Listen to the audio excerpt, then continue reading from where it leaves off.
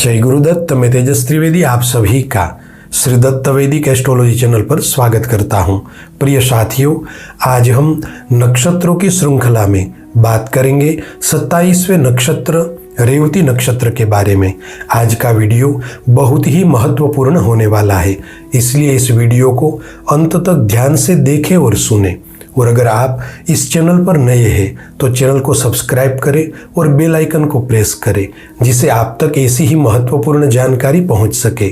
दर्शकों, जैसे जन्म कुंडली के आधार पर ग्रहों और राशियों की गणना करके किसी भी जातक या जातिका का भूत भविष्य और वर्तमान काल जान सकते हैं, वैसे ही किसी भी जातक या जातिका के जन्म नक्षत्र के आधार पर उस व्यक्ति विशेष का भूत भविष्य और वर्तमान बहुत ही सटीक तरीके से जान सकते हैं। नक्षत्र शब्द का अर्थ होता है नक्षरति न सरति इति नक्षत्र, यानी न गिरने वाला है न चलने वाला है, जो अपनी जगह पर स्थिर है वह नक्षत्र। दर्शकों, यहाँ पर मैं एक बात स्पष्ट करना चाहूँगा कि राशियों के गणित से भी सूक्ष्म गणित नक्षत्रों का है। वैदिक समय में केवल नक्षत्रों का ही सूक्ष्म गणित करके भविष्य कथन कहा जाता था, किंतु जैसे जैसे समय बीतता गया वैसे वैसे ज्योतिष शास्त्र में नए नए संशोधन हुए और आगे जाकर राशि चक्र के आधार पर भविष्य कथन होना प्रारंभ हुआ। मेष राशि से लेकर मीन राशि तक की ज्योतिषीय गणना करने के लिए 27 नक्षत्रों को इन 12 राशियों के साथ विभाजित किया गया। आकाश गंगा में प्रमुख 27 नक्षत्र है और राशियां 12 है।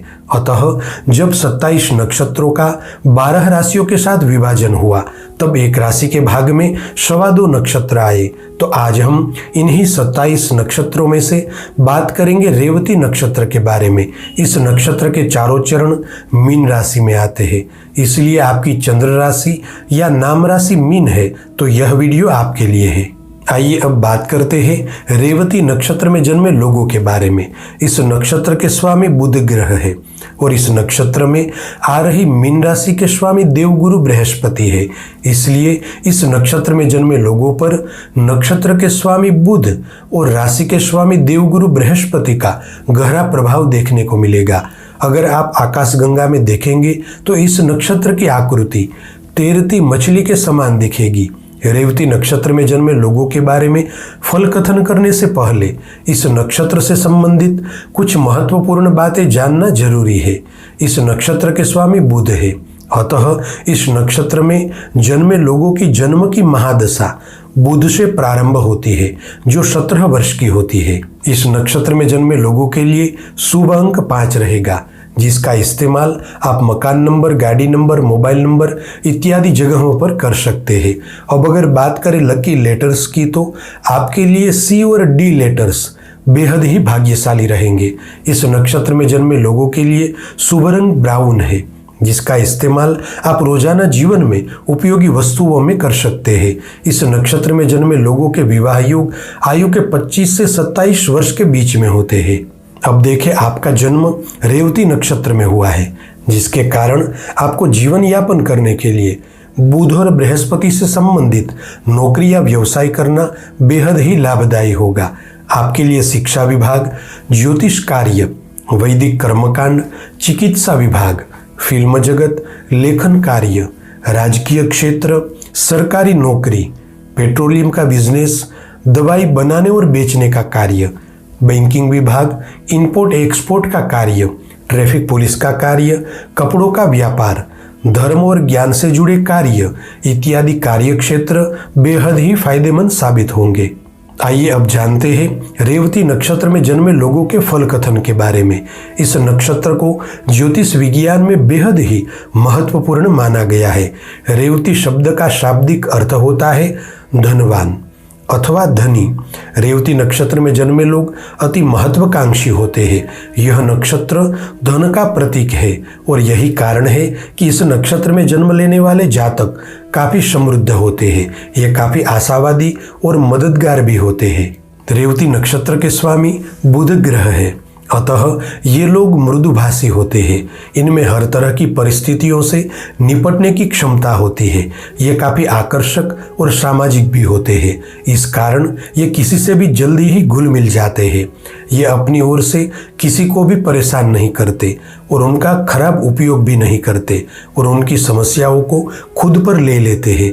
इस कारण इन्हें काफ़ी परेशानी भी उठानी पड़ती है। रेवती नक्षत्र के स्वामी बुध ग्रह है और इस नक्षत्र में आ रही मीन राशि के स्वामी देवगुरु बृहस्पति है। अतः ये लोग ईमानदार, समझदार और शांति प्रिय होते हैं। इनका व्यक्तित्व प्रभावशाली होता है। ये लोग सादा जीवन जीना पसंद करते हैं और धर्म कार्य में हमेशा आगे रहते हैं क्योंकि इन्हें ईश्वर पर पूर्ण आस्था होती है। इस नक्षत्र में जन्मे जातक सबको समान रूप से देखने वाले और निष्कपट होते हैं। इन्हें किसी की भावनाओं को आहत करना जरा भी पसंद नहीं होता। रेवती नक्षत्र में जन्मे लोग जन्म से ही भाग्यशाली होते हैं। चूंकि इन पर भगवान विष्णु की विशेष कृपा होने से ये आर्थिक रूप से संपन्न होते हैं। इस नक्षत्र में जन्मे जातक विनम्र और प्रगतिशील होने के साथ ही स्वावलंबी होते हैं। इन्हें स्वतंत्रता प्रिय होती है। ये लोग किसी के अधीन रहकर कोई भी कार्य नहीं करते। यही कारण है कि नौकरी की अपेक्षा स्वयं का बिजनेस करना ये लोग ज़्यादा पसंद करते हैं। इनके जीवन के शुरुआती दौर में कुछ रुकावटें तो आती है, किंतु एक उम्र के बाद इनका जीवन ट्रैक पर आ जाता है।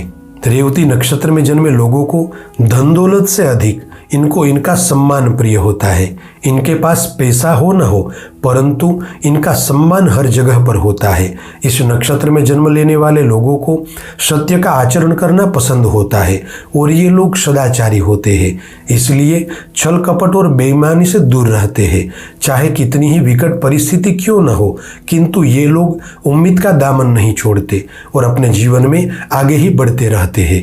रेवती नक्षत्र वाले बुद्धिमान होते हैं। इनकी इच्छा शक्ति भी जबरदस्त होती है और इस कारण से ये अपने लक्ष्यों को पूरा करने के लिए अपनी ओर से हर संभव तरीके से प्रयास करते हैं। साथ ही इस नक्षत्र में जन्मे जातक व्यवहार कुशल और मिलनसार होते हैं। इसलिए सभी के साथ घुल मिलकर रहते हैं।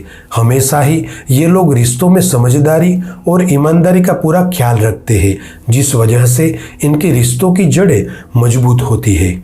आजीविका की दृष्टि से देखा जाए तो नौकरी की अपेक्षा आपको स्वयं का व्यवसाय करना अधिक लाभदायी होगा। स्वास्थ्य के लिहाज से देखा जाए तो आपको सर्दी, बुखार, दांत और कान से जुड़ी समस्या हो सकती है। विशेष तौर पर खान पान के मामलों में सावधानी बरतें, क्योंकि बाहर का खाना खाने से आपको पेट से जुड़ी समस्याएं हो सकती है। रेवती नक्षत्र में जन्मे लोगों का पारिवारिक जीवन बेहतर होता है। इनका जीवन साथी बुद्धिमान और परिपक्व होता है, जिससे वैवाहिक जीवन सुखद और शांतिपूर्ण रहता है।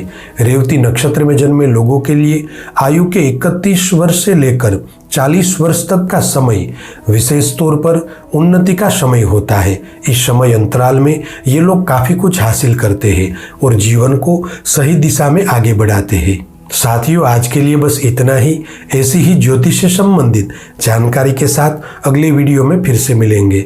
और हाँ, इस वीडियो को ज़्यादा से ज़्यादा शेयर करें, जिससे सभी लोगों तक यह महत्वपूर्ण जानकारी पहुंच सके। आप सभी का मंगल हो, ऐसी मेरी सद्गुरु से प्रार्थना है और आप सभी से प्रेम भरा आग्रह भी है कि आप श्री दत्त वैदिक एस्ट्रोलॉजी परिवार के साथ जुड़े और इसी तरह वैदिक ज्योतिष का ज्ञान प्राप्त करके आप अपने जीवन में आगे बढ़ें। जय गुरुदत्त।